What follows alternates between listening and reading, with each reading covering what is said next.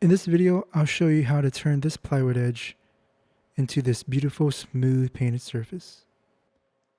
And if you haven't yet, definitely subscribe. Thanks. There are a few products that you'll need for this project. First is this wood filler. And again, I'll leave a link in the description down below for all the items that you'll need. But you'll definitely need this. You'll also need a few grit of sandpaper. And with the sandpaper, you can always use a sanding block if you have one. You can always make your own sanding block by using scrap wood. Just make sure that you have some kind of flat surface to reference your sandpaper off of. You can always use your hand as well if it's a very small area, but I like to use the same block just to make sure that whenever I'm sanding everything, it's nice and flat, and to make sure that the edges are nice and crisp. You could use a sanding block if you don't have a random orbital sander. I have one, so I'm going to use that because it just makes the sanding process a little bit quicker. This video is part of a larger project build that I completed recently. If you want to take a look at that project, click the information card above and check it out. As you can see, I'm just using my fingers, but if you do have a putty knife, it would make things a lot cleaner. As I mentioned before, this is part of a larger build, so here I'm just adding some wood fillers to cover the seam between the hardwood edge banding and the plywood box. There are many ways for you to cover the edges of plywood. You can use plastic laminates, you can use hardwoods. This is just one way that I've learned in the past on how to do this, and I feel like it's given me really good results every single time.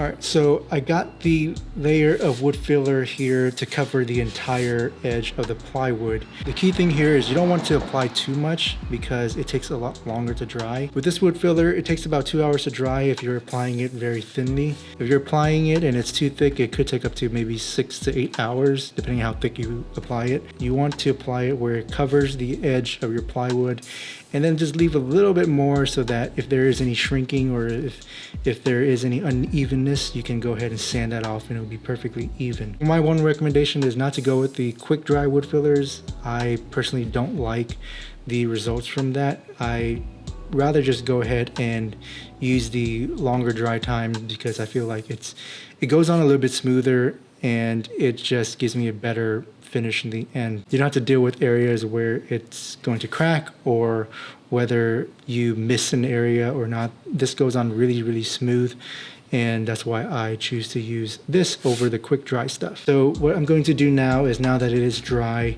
I'm going to sand it down first with 80 grit, and then I'll go ahead and add on grits after that to get to a point where everything is nice and smooth, and it'll be ready for primer and then paint.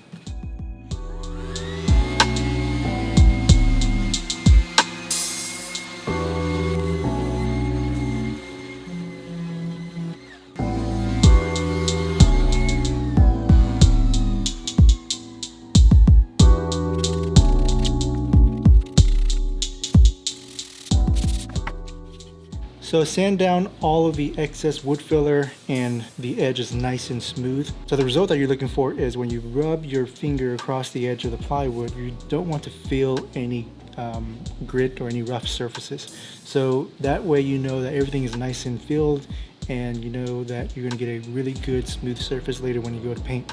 The good thing about using the wood filler is sometimes plywood comes with a little bit of voids inside of them. Using the wood filler, it fills up all those voids and you don't have to worry about putting an edge band or using hardwoods to cover all those voids. So this is nice and smooth now.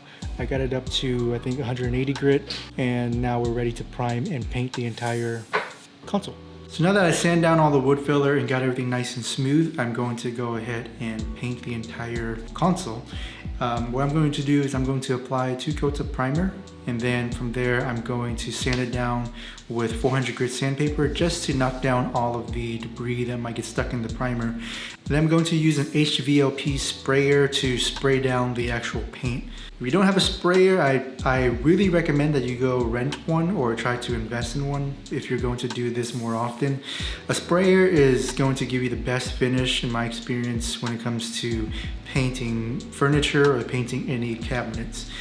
And then on top of that, I'll do a 1 to 2 coats of polyurethane depending on how the finish is. And the polyurethane is going to protect the paint in the long run. With acrylic paint, sometimes from my experience, if you ever move things around on the surface, it could scratch and chip out the paint.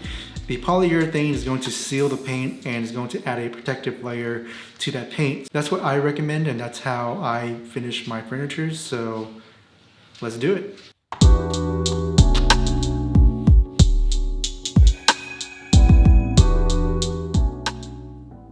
You might ask, why am I not using a sprayer to apply my primer? That's because by using a roller, I can get more of the material on there. If I used an HVLP sprayer to apply the primer, I would have to apply it in multiple coats because I would have to thin out the primer with water, and that means not a lot of primer is actually on the surface. By using a roller, I only really need 2 coats of primer, and that should cover pretty much all of the surface. Once I got all the primer on there, I can go ahead and give it a good hand sanding, making sure I knock down all of the high spots and dust and debris that might have settled on the surface.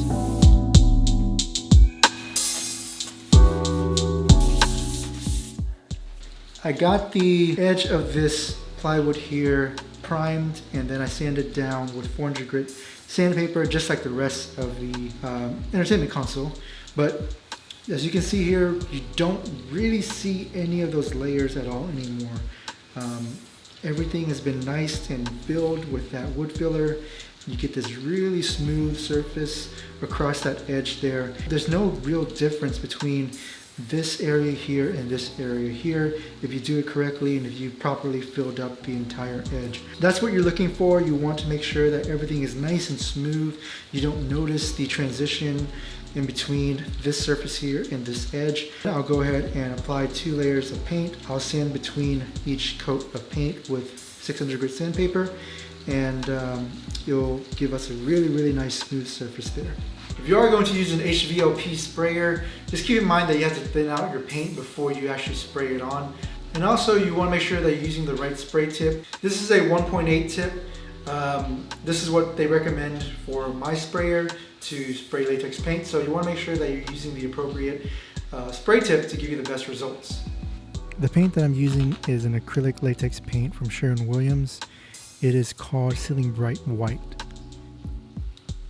And since I'm using an HVLP sprayer, I need to thin out the latex paint to ensure that it's going to give me good results and I won't get any splatters.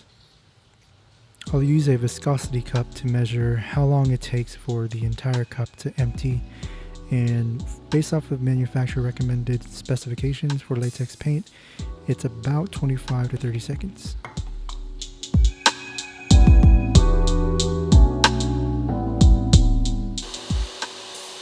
When using spray finish, I like to start on the sides first and then move to the top. Once one layer dries, I go through and sand the entire thing down with 600 grit paper, and then I'll give it another coat. I ended up doing about 3 coats on this entire project.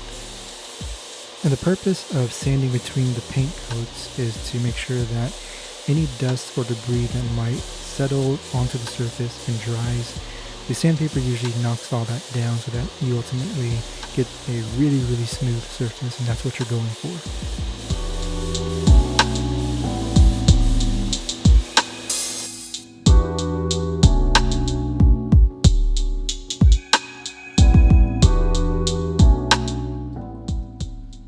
Alright, so that's pretty much what it takes to get the edge of the plywood nice and smooth for painting. Again, there's many ways for you to do this. You can always do edge banding with hardwood, with just regular veneer. So as you can see, it's nice and smooth. Everything is perfect. You don't see or you don't feel any of the plywood edges anymore.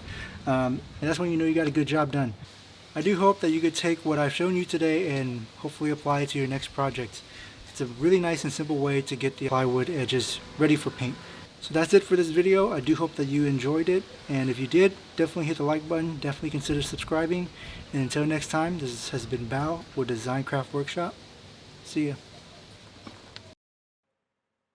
Thanks for watching. If you like this video, please consider subscribing, and also hit that like button. Thanks.